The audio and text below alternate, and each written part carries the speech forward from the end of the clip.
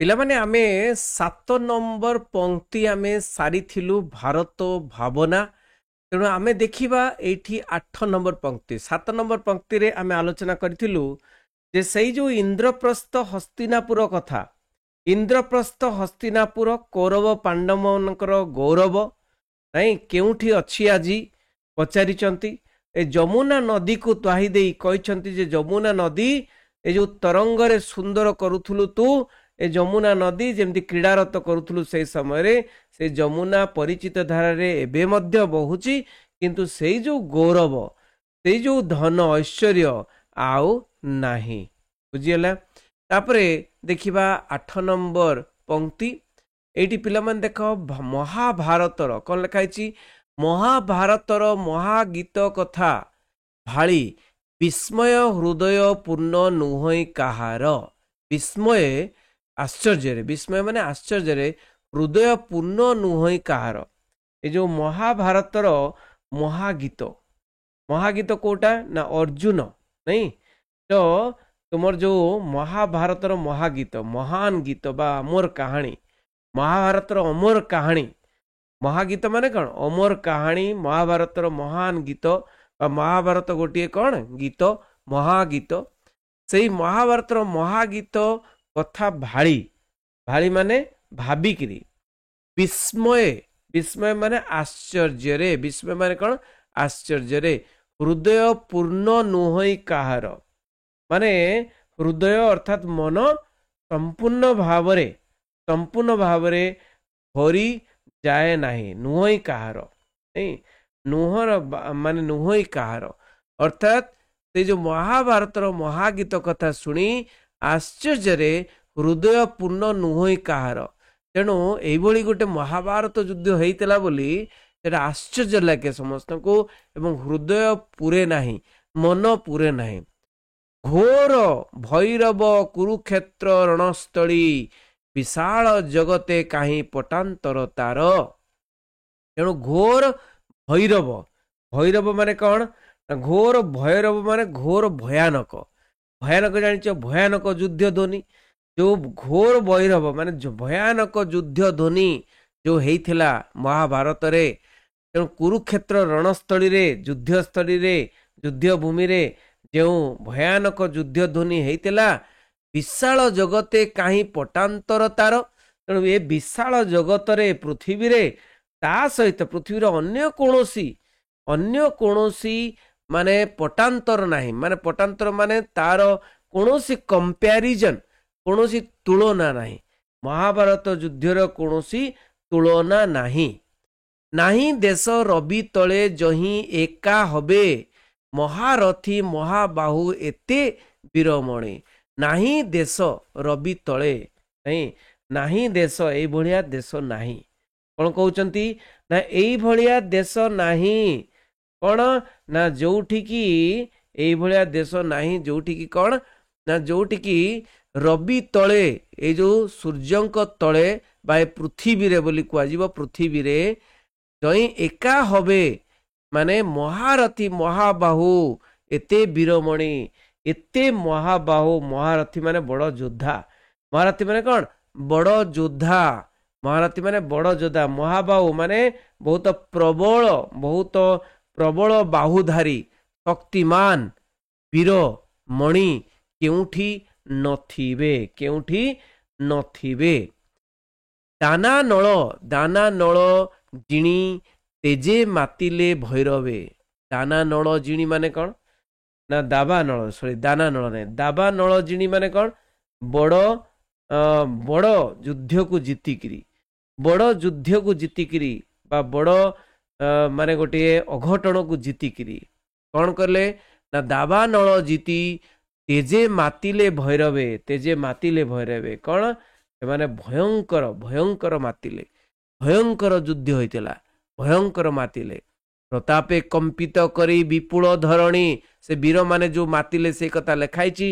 ଭୈରବୀ ମାନେ କ'ଣ ନା ଭୈରବୀ ମାନେ ଭୟଙ୍କର ଭାବରେ ସେମାନେ ମାତିଲେ, ଯୁଦ୍ଧରେ ମାତିଲେ। ପ୍ରତାପେ କମ୍ପିତ କରି ବିପୁଳ ଧରଣୀ।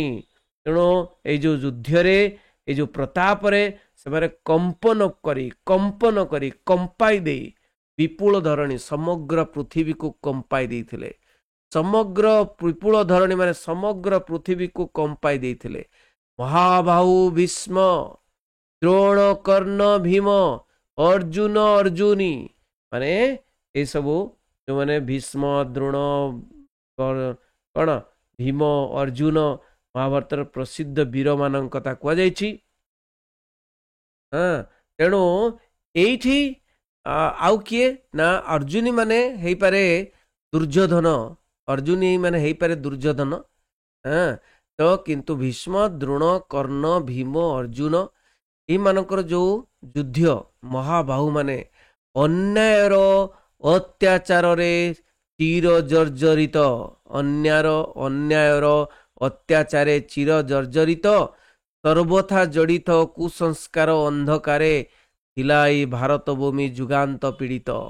तेणु देख पिला माने एटा अर्जुन अर्जुनी सरीगला नहीं 8 नंबर पंक्ति सरीगला बे 9 नंबर पंक्ति अन्याय तापरे कौन ना महाभारत युद्ध परे परे कौन हो गला ना ए भारत वर्ष रे कौन व्यापी गला ना अन्याय अन्याय अन्यायर अत्याचारे माने कौन अन्यायर अत्याचारे चिर जर्जरित हो गला भारत अन्याय अत्याचार रे चिर जर्जरित हो गला माने कबलित हो गला बहुत दिन धरी कौन दुर्बल हो गला चिर जर्जरित हो गला पीड़ित हो गला भारत।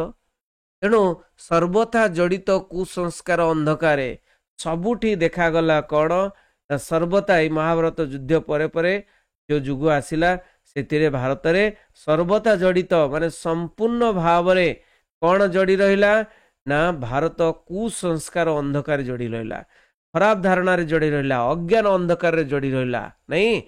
तेणु जेबे साक्य सिंह नहीं अंधकार जड़ी रहिला थिला अंधकार थिला ए भारत भूमि जुगांत पीड़ित नहीं ए जो भारत भूमि दीर्घ समय रु जो पीड़ित थिला कुसंस्कार अंधकार रे नहीं ए महाभारत युद्ध परे परे तापरे कौन हैला जेबे साक्य सिंह किए ना साक्य कुलर सिंह किए बुद्धदेव बुझीला साक्य मुनि बा बुद्धदेव तांको कह जाए साक्य मुनि बोली कह जाए साक्य सिंह बोली कह जाए साक्य सिंह बुद्ध विख्यात संसारे से कौन हेले ना उद्भार हरणे अर्थे तेजी राजभोग से कौन ना कौन पृथ्वीर भार को ह्रास करवा नहीं पृथ्वीर भार को ह्रास करने को भूभारहणे भू माने कौन पृथ्वी भूभारहणे से आसिले कौन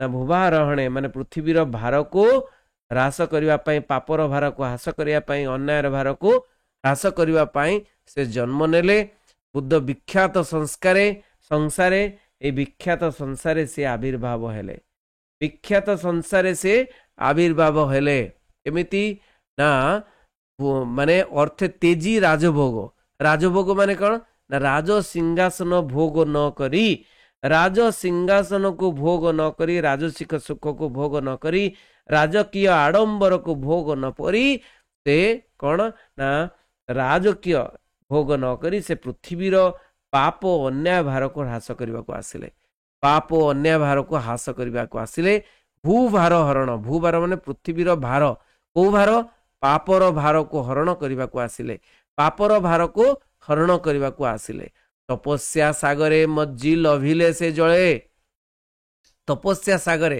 माने तपस्या सागर रे मर्जी तपस्यार सागर रे विलीन होई तपस्या करी बहुत माने ध्यान तपस्या करी से कौन कले ना मज्जी लभिले से जले निर्वाण कौन से जले कौन कले ना निर्वाण तत्वरतन साधि ज्ञान जोग से कौन कले ना निर्वाण तत्वरतन निर्वाणर महामूल्यवान तत्व निर्वाणर महामूल्यवान तत्व तपस्या मज्जी जाई निर्वाणर महामूल्य बा तत्वरतन महामूल्य रतन नहीं ज्ञान जोग जो ज्ञान जोग साधी निर्वाण को प्राप्त हेले निर्वाणर महामूल्यवान तत्व को पाइले खोजी पाइले नहीं ज्ञान जोग साधिकी से कौन कले निर्वाण को खोजिकी पाइले निर्वाण नहीं निर्वाण कहले कौन बुझ जो निर्वाण की ए जो कर्म बंधन रु मुक्त दिए पिला माने आउ जन्म ना मृत्यु जन्म मृत्यु चक्र रु कौन जन्म मृत्यु चक्र रु रक्षा पाइब सी जी निर्वाण प्राप्त हबो तो निर्वाण तत्व रतन को पाइले सी ज्ञान जोगरे प्रचारिले नव दीक्षा समान सकाळे सकळे प्रचारिले नव दीक्षा माने नुआ दीक्षा जो नुआ दीक्षा नूतन धर्म दीक्षा बौद्ध धर्म माने से प्रचार कले से बौद्ध धर्म को प्रचार कले एवं समान सकळे माने समस्त को समान बोली बुझेई समस्ते समान बोली बुझेई समान सकळे सकळे माने समस्ते समस्ते समान बोली बुझेई प्रचारिले नव दीक्षा बा बौद्ध धर्म बा नुआ दीक्षा प्रचारिले बा कौन व्याप्त करिले व्यापिला दावाग्नि प्राय महादीक्षा अवनी मंडल अवनी माने पृथ्वी बुझीला व्यापिला व्यापिला कौन व्यापिला ए जो बौद्ध धर्म व्यापिला बौद्ध धर्म व्यापिला कौन ना दावाग्नि प्राय जे बड़ी भाबरे जंगल रे अग्नि अग्नि व्यापी जाए शीघ्र प्रसारित हुए अग्नि जंगल रे से बड़ी भाबरे दावाग्नि तो कुआई दावाग्नि जंगल रे व्यापुथुबा कौन ना अग्नि भली से व्यापिला बौद्ध धर्म व्यापिला महादीक्षा व्यापिला अवनी मंडल कोठी ना समग्र पृथ्वी माने यदि सारांश कहवा जेते बेले भारत अन्याय अत्याचार आ कुसंस्कार पीड़ित होइतिला सेतेले बुद्धदेव आसिले एवं से राजसुख को छाड़ी तपस्यार विलीन होई निर्वाणर तत्व लभिले से समानतार वाणी प्रचार कले जहाँ जंगल रे अग्नि परी सारा पृथ्वी रे प्रसारित हो गला कोटा बौद्ध धर्म 10 नंबर देखिबा पिला देख बौद्ध धर्म वैजयंती विजय उल्लासे तो बौद्ध धर्म वर्तमान कौन ना बौद्ध धर्म वैजयंती हाँ वैजयंती कौन ना बौद्ध धर्म वर्तमान प्रसार कला बौद्ध धर्म चारिपटे प्रसार कला चारिआडे प्रसारिला बौद्ध धर्म चारिआडे प्रसार हैला तेणु बौद्ध धर्म वैजयंती माने बौद्ध धर्मर विजय ध्वज वैजयंती माने कौन बौद्ध धर्मर विजय ध्वज माने विजय पताका बौद्ध धर्मर विजय ध्वज विजयर प्रतीक तेणु कौन है ना विजय उल्लासे विजयर आनंद रे बौद्ध धर्म वर्तमान विजय लाभ कला गोटे पर गोटे देश को व्यापिला नवधर्म नवराज्य स्थापिन भारते तेणु भारत रे कौन है ना भारत रे नवधर्म नवराज्य स्थापिन भारते तेणु विजय उल्लास रे विजय आनंद रे नुआ धर्म बा बौद्ध धर्म नवराज्य नूतन राजनीति नूतन साम्राज्य नूतन राजनीति माने प्रसारित हैला ए भारत वर्ष रे एवं बौद्ध धर्म द्वारा धाइला सरब दिगे किणीबारे आसे धाइला सरब दिगे सबु दिगरे समस्त दिगरे धाइला कौन सबु दिगरे धाइला जिणीबार आसे माने विजयर आशारे बौद्ध धर्मर विजय हम बोली विजयर आशारे चारिआडे धाइला सर्वदिगरे धाइला कोटी धाइला सिंहल माने श्रीलंका सिंहल तातार चीन जापान तिब्बत नहीं सिंहल होची श्रीलंका तातार होची मंगोलिया एशियार गोटे देश मंगोलिया एवं चीन जापान तिब्बत एगुड़िक को बौद्ध धर्म प्रसारित हैला आहा किबा प्रभामय भारत भवन ए भारत भवनटा केते सुंदर भारतर महिमामय गृह जोटा कि महिमामय जोटा कि बौद्ध धर्मर जन्म सेटा केते सुंदर आहा किबा प्रभा माने ज्योतिमय आलोकमय ए भारत भवन थिला सही काले जेबे शासिले धरणी सही समय थिला भारत गृह बहुत प्रभामय थिला आलोकमय थिला तेजमय थिला केतेबेले थिला सही काले सही समय जेबे शासन करथिले धरणी को ए पृथ्वी को किए गुप्त वंश अवतंश बौद्ध भूपगणे भूप माने राजा भूप माने कौन राजा गुप्त वंश अवतंश माने गुप्त वंशर श्रेष्ठ राजा माने गुप्त वंश अवतंश माने कौन गुप्त वंश अवतंश माने गुप्त वंशर श्रेष्ठ राजा माने बौद्ध भूपगण बौद्ध धर्मर पोशाक राजा माने बा बौद्ध धर्म को मानुथुबा राजा माने से माने शासन कले गुप्त वंश राजा माने जवन विजयी जवन मानक विजय करथिबा बा विदेशी मानक यूनानी मानक जवन मानक विजय करथिबा बुझौतले विदेशी मानक विजय करथिबा के चंद्रगुप्त वीरागणी तो चंद्रगुप्त जवन मानक परास्त करथिबा चंद्रगुप्त से मध्य प्रथम बड़ राजा गुप्त वंशर प्रथम बड़ राजा से मध्य वीर मध्य अग्रणी नहीं शासन करुले आ देवप्रिय प्रियदर्शी लोकनाथ अशोक नृमणि तो देवप्रिय प्रियदर्शी कहला क्या कहला अशोक को अशोक राजा अशोक कौन कहला देवनं प्रिया प्रियदर्शी बोली कहला अर्थात अशोकंकर बौद्ध धर्मीय उपाधि दि जाइथिला तेणु यही जो बौद्ध धर्म को विख्यात करथिले अशोक देवप्रिय प्रियदर्शी लोकनाथ लोकमानंकर नाथ से समग्र जगतर नाथ से सेवाकर्ता से अशोक नृमणि बा राजा अशोक से शासन करुले कि बहुत बढ़िया शासन थिला।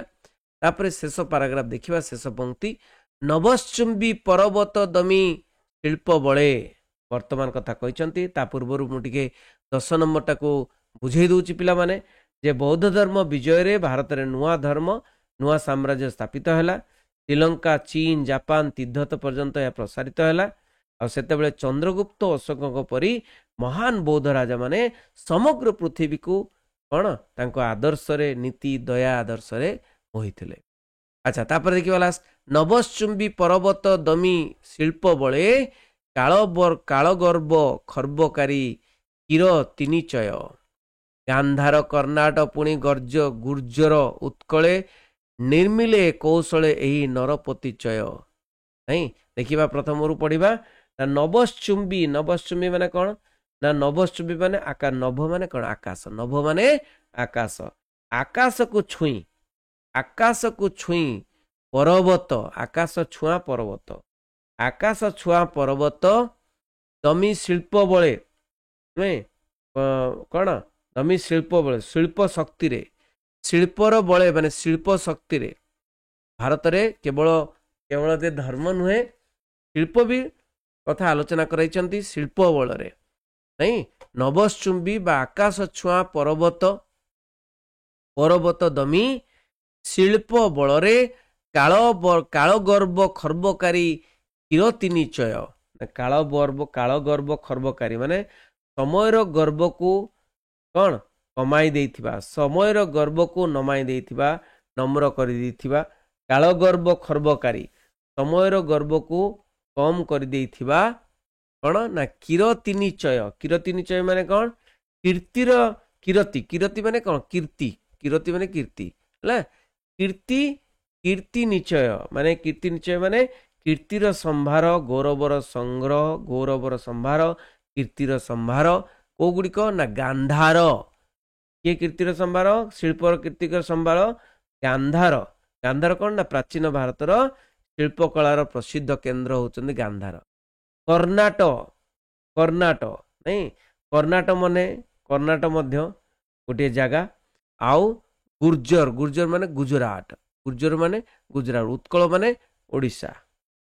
माने ओडिशा तेणु एठी आमे देखिबा एई सबुरे शिल्प बळ थिला निर्मिले कौशले एही नरपतिचय निर्मिले कौशले कौन निर्मिले कौशले एही नरपतिचय तो निर्मिले माने निर्माण कले निर्मिले माने कौन निर्माण कले कौशल रे से माने निर्माण कले दक्षतार सहित निर्माण कले ए नरपति माने निर्माण कले दक्षतार सहित कौन निर्माण कले स्थापी केते जय स्तूप गौरव केतन केते स्थापन करी स्थापी माने स्थापन करी कौन स्थापन करी ना से जय स्तूप स्थापन करी माने विजयर स्तूप स्थापन करी जय स्तूप ने विजयर स्तूप स्थापन करी गौरव केतन माने गौरवर पताका उड़े गौरवर केतन बा गौरवर पताका स्थापन करी भारतर जय प्रभा देश देशांतरे ବିସ୍ତାରିଲେ ମହାଯଶା ମହିପତିଗଣ। ତାହେଲେ ଭାରତର ଜୟପ୍ରଭା, ଭାରତର ଜୟପ୍ରଭା ମାନେ ବିଜୟର ଆଲୋକ, ଜୟପ୍ରଭା ମାନେ ବିଜୟ, ପ୍ରଭା ମାନେ ଆଲୋକ, ବିଜୟର ଆଲୋକକୁ ଦେଶ ଦେଶାନ୍ତରେ ବ୍ୟାପିଲେ, ଦେଶ ଦେଶାନ୍ତରେ ମାନେ ଅନ୍ୟାନ୍ୟ ଦେଶରେ ମଧ୍ୟ ବ୍ୟାପିଲେ, ଅନ୍ୟାନ୍ୟ ଦେଶରେ ମଧ୍ୟ ବ୍ୟାପିଲେ। ବିସ୍ତାରିଲେ ମହାଯଶା ମହିପତିଗଣ। ମହାଯଶା ମାନେ କ'ଣ? ବିଶାଳ ଯଶସ୍ୱୀ, ଯଶା ମାନେ ଯଶସ୍ୱୀ, ଯଶସ୍ୱୀ ନାଇଁ, ହଁ ଯଶସ୍ୱୀ, କୀର୍ତ୍ତି। ବିସ୍ତାରିଲେ ସବୁଆଡେ ବିସ୍ତାର କଲେ ମହାପତିଗଣ। ମହାପତିଗଣ ମାନେ କ'ଣ? ମହାପତିଗଣ, ମହାପତିଗଣ ଏଇ ରାଜା ମାନେ, ନାଇଁ ରାଜା ମାନେ। ଆଚ୍ଛା, ପ୍ରକୃତି ରଞ୍ଜନ ବ୍ରତ ପାଳି ଯତନରେ। ପ୍ରକୃତି ରଞ୍ଜନ, ପ୍ରକୃତି ରଞ୍ଜନ ମାନେ କ'ଣ? ନା ପ୍ରକୃତି ରଞ୍ଜନ ବ୍ରତ ମାନେ ପ୍ରଜାମାନଙ୍କୁ ଖୁସି କରିବାର ନୀତି। ପ୍ରକୃତି ରଞ୍ଜନ ମାନେ ବ୍ରତ, କୋଉ ବ୍ରତ ପାଳିଥିଲେ ରାଜା ମାନେ? ନା ପ୍ରକୃତି ରଞ୍ଜନ ବା ପ୍ରଜାମାନଙ୍କୁ ଖୁସି କରେଇବା, ପ୍ରଜାମାନଙ୍କର ଖୁସି କରେଇବା ନୀତି ହେଉଛି ପ୍ରକୃତି ରଞ୍ଜନ। ପାଳି ଯତନରେ, ଯତ୍ନରେ, ଯତ୍ନରେ ମାନେ ଯତ୍ନରେ, ପ୍ରଶାସନିକ ଯତ୍ନରେ, ପାଳି ପ୍ରଶାସନିକ ଯତ୍ନ ମାନେ ଶାସନ କ୍ଷେତ୍ରରେ ଯତ୍ନରେ ସେମାନେ ପ୍ରଜା ପ୍ରୀତି ବା ପ୍ରଜା ଖୁସି କରିବାର ନୀତିରେ ଥିଲେ ଆଉ ପ୍ରତିଷ୍ଠା କଲେ, ପ୍ରତିଷ୍ଠିଲେ ଶାନ୍ତିମୟ ସୁଶାସନ ଦିଗ ଦିଗନ୍ତରେ। ପ୍ରତିଷ୍ଠା କଲେ କ'ଣ? ନା ପ୍ରତିଷ୍ଠା କଲେ ସୁଶାସନ ମାନେ ଶାନ୍ତିମୟ ଶାସନ, ନ୍ୟାୟସଙ୍ଗତ ଶାସନ ସବୁ ପ୍ରତିଷ୍ଠା କଲେ ଦିଗ ଦିଗନ୍ତରେ, ସମସ୍ତ ଦିଗରେ ବା ସାରା ପୃଥିବୀରେ, ନାଇଁ ଏହାର ଅର୍ଥଟା କହିଦେବା। ତେଣୁ କ'ଣ ଅର୍ଥ? ନା ଭାରତର ରାଜାମାନେ ଶିଳ୍ପ ଓ ସ୍ଥାପତ୍ୟର ବିଶ୍ୱ ଗୌରବ ସୃଷ୍ଟି କରିଥିଲେ, ବିଶ୍ୱ ଗୌରବ ସୃଷ୍ଟି କରିଥିଲେ।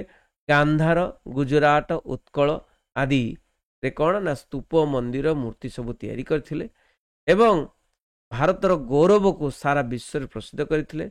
ସେତେବେଳେ ଏ ରାଜାମାନେ ପ୍ରଜାମାନଙ୍କୁ ସନ୍ତୁଷ୍ଟ କରି ନ୍ୟାୟ ଶାନ୍ତିରେ ଆଧାରିତ ସୁଶାସନ ଦେଇଥିଲେ, ନାଇଁ ପୁରା ଗୋଟେ ସାରାଂଶ। ତ ଏଇଭଳି ଭାବରେ ଆମେ ସାରିଲେ। ତେଣୁ କବିତାର ସାର ଟିକେ ମୁଁ କହିଦେଉଛି। ସେ ଲେଖିଛନ୍ତି, ଯେ କିଏ ଲେଖିଛନ୍ତି? ନା ଆମର ଭକ୍ତ କବି କ'ଣ? ମଧୁସୂଦନ ରାଓ ଲେଖିଛନ୍ତି। ତ ଭକ୍ତ କବି ମଧୁସୂଦନ ରାଓ ଲେଖୁଛନ୍ତି ଭାରତ ଭାବନା। ତ ଭାରତକୁ ଉଚ୍ଚାଟ କରି ଭାରତର ଗର୍ବ ଗୌରବ କଥା ଲେଖିଛନ୍ତି। ଭାରତ ଭୂମି କେମିତି ପବିତ୍ର ଥିଲା, ଗୌରବମୟ ଥିଲା, ଜ୍ଞାନର ନଦୀ, ସାହସ ସତୀତ୍ୱର ଭୂମି ଥିଲା। ଆଉ ପ୍ରାଚୀନ କାଳରେ ଋଷି ମୁନିମାନେ ତପସ୍ୟା କରି ତାଙ୍କର ଜ୍ଞାନକୁ ବାଣ୍ଟିଥିଲେ।